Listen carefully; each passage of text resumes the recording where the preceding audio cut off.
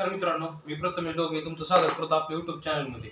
आणि आजचा आपला जो विषय आहे तो एकदम महत्त्वाचा आहे, कारण की पाणी पुरवठा विभागामध्ये मोठ्या प्रमाणात पद भरती निघालेली आहे आणि ती पद भरती किती संख्या आहे आणि त्याचा GR काल मंजूर झालेला आहे याच्या संदर्भात तुम्हाला आज संपूर्ण माहिती सांगणार। त्यामुळे जर तुम्ही आपल्या YouTube चॅनल नवीन असाल तर आताच आपले YouTube चॅनल सबस्क्राइब करायला विसरू नका, कारण की पाणी पुरवठा विभाग आपल्याला माहिती आहे की पाटबंधारे विभाग आणि पाणी पुरवठा विभाग हे एकूण एक सामायिक असल्यासारखं आहे। आणि पाणी पुरवठा विभागामध्ये आपल्याला माहिती आहे कशा प्रकारे पद भरती निघालेली आहे, तर 2240 पदाची एवढ्या मोठ्या प्रमाणात पद भरती निघालेली आहे। आणि ह्याची जी पद आहेत ह्याची किती पद संख्या आहे, कुठल्या कुठल्या सेक्शननुसार कुठली पद आहेत, तरी मी त्याची तुम्हाला संपूर्ण माहिती सांगणार आहे। कारण की याला शैक्षणिक पात्रता किती लागते, तर याला शैक्षणिक पात्रता जी आहे ती मी खाली व्हॉट्सअप ग्रुपची लिंक दिलेली आहे। त्या व्हॉट्सअप ग्रुपच्या लिंकमध्ये तुम्हाला संपूर्ण GR जे आहे ते टाकलेलं आहे, त्यामुळे खाली दिलेल्या डिस्क्रिप्शनमध्ये व्हॉट्सअप ग्रुपची लिंक जॉईन करा आणि YouTube चॅनल सबस्क्राइब करायला विसरू नका, कारण की अशाच प्रकारची नवीन माहिती आपल्या YouTube चॅनल येत राहणार आहे।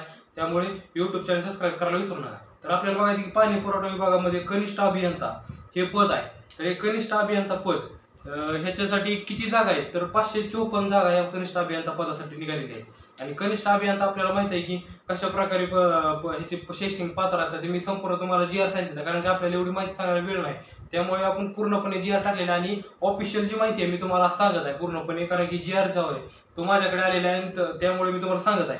तर कनिष्ठ अभियंता याच्यासाठी 554 जागा आहेत आणि याच्यासाठी वेतन किती असणार आहे, तर 38,000 ते 1,20,000 याच्यापर्यंत वेतन असणार आहे। म्हणजे स्टार्टिंग जे आहे वेतनची पहिल्या पदाची, तर 38,000 पासून 1,20,000 पर्यंत एवढी वेतन संख्या आहे। तर आपल्याला बघायचं की कनिष्ठ अभियंता 2 पद क्रमांक 2 त्याला देखील तशाच प्रकारची वेतन संख्या आहे आणि त्याला जागा किती आहे, तर 40 पद संख्या याची, तर त्याला किती वेतन असणार आहे, तर 38,000 ते 1,20,000 अशा प्रकारे कनिष्ठ अभियंताची पदं जी आहेत 554 एवढी पदं निघालेली आहेत। तर ह्याच्यामध्ये जे उमेदवारांना भरायचं असेल तर त्यांनी फॉर्म चालू होतील, हे 8 दिवसात फॉर्म भरायला चालू होतील आणि याचा संपूर्ण GR जे आहे तो आपल्यापर्यंत आलेला आहे आणि तुम्ही खाली डिस्क्रिप्शनमध्ये टाकलेला आहे, तर तो तुम्ही शेवट बघून घ्या आणि व्हिडिओ स्किप न करता तुम्ही व्हिडिओ बघून घ्या, कारण की तुम्हाला पूर्णपणे मी GR वर दिलेली माहिती आणि कशा प्रकारे आपल्याला फॉर्म भरायचा आहे ही तुम्हाला माहिती सांगणार आहे। कारण की विभागीय लेखपालमध्ये आपल्याला बघायचं की 35,000 पगार आहे, स्टार्टिंग 35,000 ते 1,20,000 पगार ह्याच्यामध्ये दिल्या जाणार आपल्याला वेतन। आणि त्याच्यामध्ये पद संख्या जी आहे ते 43 पद संख्या आहे, एकूण संख्या 43 आहे ते विभागीय लेखपाल। त्यानंतर उपलेखपाल त्याला देखील तशाच प्रकारचे वेतन असणार आहे 35,000 ते 1,20,000 आणि त्याला देखील पद संख्या 31 आहे।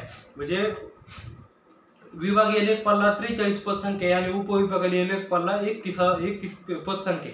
तर आपल्याला बघायचं की त्यानंतर प्रथम लिपिक माहिती आहे आपल्याला, तर ते प्रथम लिपिकचे जे पद निघालेले आहे तर त्याच्यासाठी पद संख्या आहे 43 आणि त्याला वेतन देखील तसेच आहे 35,000 ते 1,00,000 अशा प्रकारे वेतन असणार आहे। आणि ह्याच्यामध्ये देखील वाढ होऊ शकते, अजून देखील पदामध्ये वाढ होणार आहे त्या 8 दिवसात आणि फॉर्म देखील लवकर चालू होतील। जर भरायचं असेल तर लवकर फॉर्म भरायला सुरुवात करायची, ज्यांना माहिती आहे पाटबंधारा पाणी पुरवठा विभागाच्या संदर्भात ज्यांना माहिती आहे आणि जे आतापर्यंत तुम्ही तयारी करत नसाल तर आता ही मोठ्या प्रमाणात पद संख्या आहे, कारण की जी माहिती कोणाला नसती त्या माहितीची जर आपण फॉर्म भरला तर आपण त्याचं 100% काम होऊ शकतं। जर म्हणजे कसं आपल्याला माहिती आहे पोलीस भरती, वनरक्षक भरती, इतर कुठलीही भरती असते, प्रत्येक मुलाला माहिती आहे पोलीस भरती करायची, प्रत्येक मुलाला माहिती आहे वनरक्षक भरती, प्रत्येकाला माहिती आहे आर्मी भरती, पण असे जे पद असतात ते दुर्मिळ निघत असतात आणि फारशा मुलांना माहीत असतं। त्याच्यामुळे ह्याच्यामध्ये आपण सर्वात जास्त चान्स साधून घेणे आपल्या काळाची गरज आहे। तर प्रथम लिपिक मी तुम्हाला सांगितलं, त्यानंतर वरिष्ठ लिपिकमध्ये सुद्धा आपल्याला बघायचं की 253 मोठ्या प्रमाणात जागा निघालेल्या आहेत। वरिष्ठ लिपिकमध्ये 253 जागा निघालेल्या आहेत आणि त्याच्यासाठी वेतन जे आहे आपल्याला 25,000 ते 81,000 अशा प्रकारे वेतन आपल्याला वरिष्ठ लिपिकमध्ये दिले जाणार आहे। त्यानंतर टंकलेखकमध्ये सुद्धा आपल्याला माहिती आहे की 19,000 ते 63,000 पगार आहे, म्हणजे 1000 आपल्याला वेतन दिलं जाणार आहे। त्याच्यामध्ये जागा आहेत 430 अशा प्रकारे जागा निघालेल्या आहेत। त्यानंतर लघुलेखकला 22,000 स्टार्टिंग आहे पेमेंट आणि 1,00,000 एंड आहे, म्हणजे 22,000 पगार सुरुवात आहे। आणि त्यानंतर त्याची पद आपल्याला माहिती आहे की 22,000 पद आहेत लघुलेखकला। त्यानंतर भांडारपारला 13 पद आहेत आणि त्याला वेतन देखील आपल्याला माहिती आहे की 19,000 ते 63,000 अशा प्रकारे पद संख्या ही पाणी पुरवठा विभागामध्ये निघालेली आहे। आता गेल्या वेळेस पाटबंधाऱ्याची जागा निघाल्या होत्या, त्याच्यात बरेच विद्यार्थ्यांना ह्याची माहिती नव्हती म्हणजे आता ही जागा अशा जागा निघून जातात, बरेच जण भरतात, पण ज्यांना माहिती नसते त्यांचा हातून संधी जाते. तर अशा विद्यार्थ्यांसाठी आपला व्हिडिओ आहे, कारण की ज्यांना माहिती नाही त्यांनी नक्की माहिती करून घ्या. मी तुम्हाला माहिती सांगितली आहे. आणखीन जर तुम्हाला माहिती पाहिजे तर तुम्ही गुगलवर सर्च करून बघू शकता की पाणी पुरवठा विभागामध्ये जागा निघाली आहे, त्याचा GR मंजूर झालेला आहे आणि ह्या जागा कधी भरणार आहेत. मी तुम्हाला सांगितलं आहे की ह्या महिन्यामध्ये त्या परीक्षेचे फॉर्म सुटतील आणि त्यानंतर 1 ते 1.5 महिन्यामध्ये आपलं पूर्णपणे परीक्षा होऊन जाणार. म्हणजे ह्याच्यासाठी कुठल्याही प्रकारचं ग्राउंड नाही, काही नाही. फक्त आपल्याला बुद्धिमत्तेचा उपयोग करून आपल्याला ही परीक्षेला पात्र जायचं आहे. त्याच्यासाठी 2240 जागा निघालेल्या आहेत. आता बऱ्याच ठिकाणी असं होतं की बऱ्याच ठिकाणी जागा निघत असतात.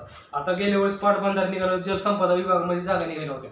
पण बऱ्याच विद्यार्थ्यांना माहिती नसल्यामुळे बरेच जण आता जे स्पर्धा परीक्षा अभ्यास करत असतील त्यांना फक्त एकच माहिती आहे की पोलीस भरती, आर्मी भरती, त्यानंतर MPSC एवढीच तयारी करतात. बाकीच्या असल्या जागा जी माहिती नाही. आरोग्य विभागामध्ये मोठ्या प्रमाणात जागा निघत आहेत. परत त्यानंतर तुम्ही जर गुगलवर जर सर्च करत असाल तर माझी नोकरी जर तुम्ही सर्च केला असेल तर त्याच्यामध्ये आपण बघू शकतो की रोजच्या रोज किती जागा जर सरकारी नोकरीच्या भरतीच्या जागा निघालेल्या असतात ते आपल्याला माहीत नसतात आणि ह्या जागा अशाच निघून जातात. त्यामुळे आपण आता SSC MTSचा बघितलं असेल की एवढ्या मोठ्या प्रमाणात जागा आहेत आणि आणखीन जेवढं त्यांना पाहिजे तेवढं उमेदवारांनी फॉर्म भरलेलं नाही. त्यामुळे SSC MTSची जी मुदत ती वाढून दिली आहे. ही कशामुळे होतं तरी आपल्याला माहिती न झाल्यामुळं हे होतं. त्यामुळे ही जग जाहीर